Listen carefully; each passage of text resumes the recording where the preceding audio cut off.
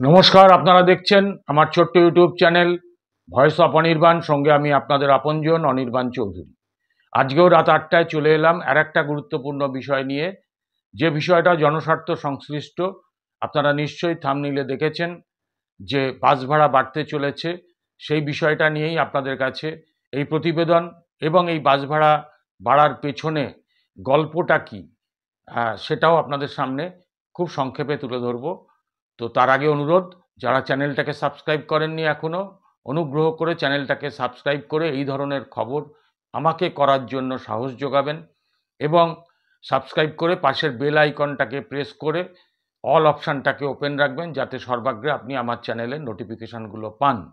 দ্বিতীয়ত হচ্ছে, এই আজকের প্রতিবেদনটা যদি ভালো লাগে একটু আপনাদের মতামত জানাবেন, শেয়ার করবেন, এবং আপনারা যেভাবে আমার পাশে আছেন সেইভাবে আমার পাশে থেকে আমাকে শক্তি সাহস যোগাবেন। এখন বিষয়টা হচ্ছে, দুদিন আগে বাস মালিকদের যে সংগঠনগুলো, তারা রাজ্য সরকারের পরিবহন মন্ত্রী এবং পরিবহন সচিবকে তারা চিঠি দিয়েছেন এই দাবি জানিয়ে যে বাস ভাড়া বাড়াতে হবে।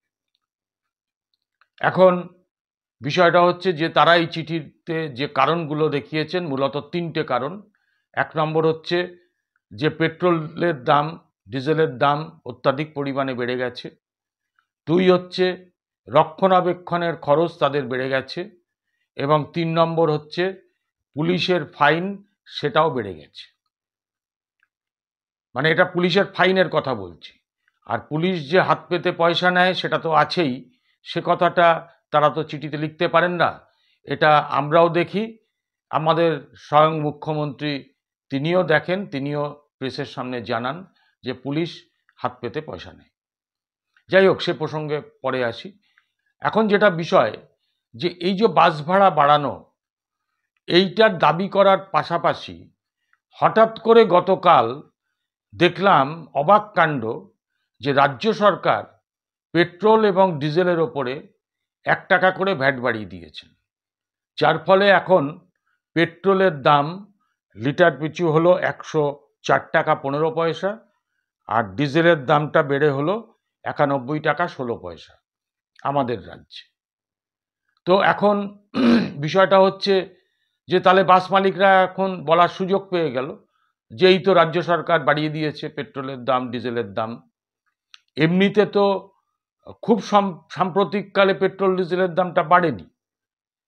আর বাস মালিকরা নিজেরাই করোনার সময় থেকে তাদের ইচ্ছা মতন দাম বাড়িয়ে নিয়েছেন, সরকারের কোনো নিয়ন্ত্রণ নেই। সরকার যে বেঁধে দেওয়া রেট হচ্ছে 7 টাকা উঠলেই, সেইটা কিন্তু আপনি আমি যেই বাসে উঠি না কেন, উঠলে ওই সরকারি রেট না, আপনার কাছে কন্ডাক্টর এগিয়ে আসবে, আপনি পকেটে হাত ঢোকানোর সঙ্গে সঙ্গে সে 10 টাকার একটা জেনে নেবে কোথায় নামবেন, স্ল্যাব অনুযায়ী ভাড়া। তো 10 টাকা যদি আপনি কাছাকাছি নামেন, সঙ্গে সঙ্গে 10 টাকার টিকিট ধরিয়ে দিয়ে আপনার কাছ থেকে 10 টাকা নেবে, অথবা আপনার কাছ থেকে 10 টাকা নিয়ে 10 টাকার টিকিট ধরাবে। এরকম স্ল্যাব অনুযায়ী ভাড়া 10 টাকা, 20 টাকা, 25 টাকা, 30 টাকা, এইভাবে কিন্তু তারা নিজেরাই বেঁধে নিয়েছেন। সরকারি কোনো রেট তারা মানছেন না, মানেননি সেই করোনার সময় থেকে। তো এখন ব্যাপারটা হচ্ছে, হঠাৎ করে তাহলে সরকারের কাছে এই দাবি কেন? তাদের দাবির এই পেট্রোল ডিজেলের দাম বাড়ার, তারা তো হাতে গরম ব্যাপারটা পেয়ে গেলেন এই রাজ্যের পেট্রোল ডিজেলের ওপরে ভ্যাট বৃদ্ধির ব্যাপারে। আরেকটা ব্যাপার হচ্ছে, তারা লিখছেন, তারা জানাচ্ছেন যে মেনটেনেন্সের খরচ তো ধরুন একটা আছেই, সেটা তো প্রত্যেকটা বিষয়ই থাকে। আর যেটা জানাচ্ছেন, এটা মানে দুটো বিষয় আমি আপনাদেরকে বলি, দুটো বিষয় মারাত্মক। তারা বলছেন পুলিশ ইচ্ছাকৃত ফাইন করছে বহু জায়গায়। ফাইনটা যেটা আগে ছিল 100 টাকা, সেটা এখন হয়ে গেছে 500 টাকা।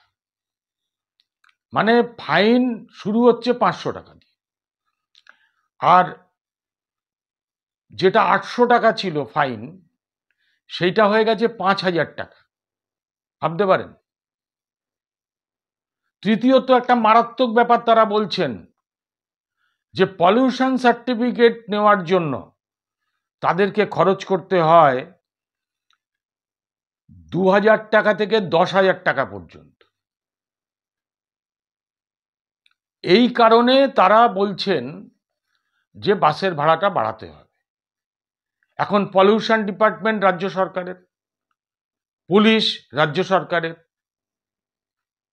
রাস্তাঘাট এই যে মেনটেনেন্স করতে হয়, এটা তো বেশিরভাগ ক্ষেত্রেই রাস্তাঘাটের জন্য। অধিকাংশ ক্ষেত্রেই রাস্তাঘাট ভাঙাচোরা। কোনো রাস্তায় যদি মুখ্যমন্ত্রী বা তার ভ্রাতুষ্পুত্রের যাওয়ার প্রোগ্রাম থাকে, তাহলে রাতারাতি রাস্তা সারাই হয়। না হলে ওই আপনি বাসে উঠে একবার ডান দিকে একবার বাঁ দিকে, অনেক সময় কত্থক নাচের মতন নাচতে হয় দাঁড়িয়ে থাকলে। এই তো হচ্ছে অবস্থা, তা মেনটেনেন্সের খরচও লাগবে।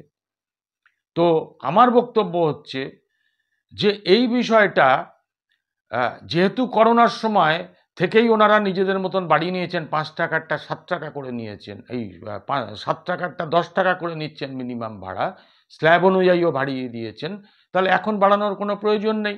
এমনিতে জিনিসপত্রের অগ্নিমূল্য, তারপরে যদি বাসের ভাড়াটা বাড়ে, তারপরে আবার টেলিফোনের রিচার্জের দাম বাড়ছে, মানুষ যাবে কোথায়? তো মুখ্যমন্ত্রীর কাছে অনুরোধ করব যে এই বর্ধিত বাস ভাড়ার যে প্রস্তাব এসছে, এটাকে কোনোভাবেই মান্যতা দেবেন না। আপনি পেট্রোল এবং ডিজেলের ওপরে আপনার সরকার যে ১ টাকা করে ভ্যাট বাড়িয়েছে, হয়তো লক্ষ্মী ভাণ্ডার দেওয়ার জন্য, সেইটা কিন্তু আপনার কাছে আবেদন করছি কমানোর জন্য। আর বিরোধীদের কাছে বলি, যদি আপনারা বেঁচে থাকেন অথবা যদি ঘুমিয়ে থাকেন, তাহলে আপনারা ঘুম ভেঙে উঠে সজীব প্রাণ নিয়ে এই বিষয়ের ওপরে একটু আন্দোলন করুন। সে বাম হোক বিজেপি হোক, আপনাদের তো দূরবীন দিয়েও খুঁজে পাওয়া যাচ্ছে না ভোটের পরে। আপনারা ওই কালকেও বলেছি, আবারও বলছি, বামেরা ব্যস্ত হচ্ছে প্যালেস্তাইনের ওপরে ইসরায়েলের আগ্রাসনের বিরুদ্ধে প্রতিবাদ মিছিল করতে, আর বিজেপি নিজেরাই লড়াই করছে নিজেদের বিরুদ্ধে। সরকারের বিরুদ্ধে লড়াই করবে কি করে? আর শুধু প্রেস কনফারেন্স করে দাম কমানো যাবে না। তাই বলবো যে বাসের ভাড়া যদি বাড়ে, তাহলে এইটা কিন্তু আমাদের ওপরে বোঝার ওপর শাকের আঁটি বলে না, সেটাই হবে।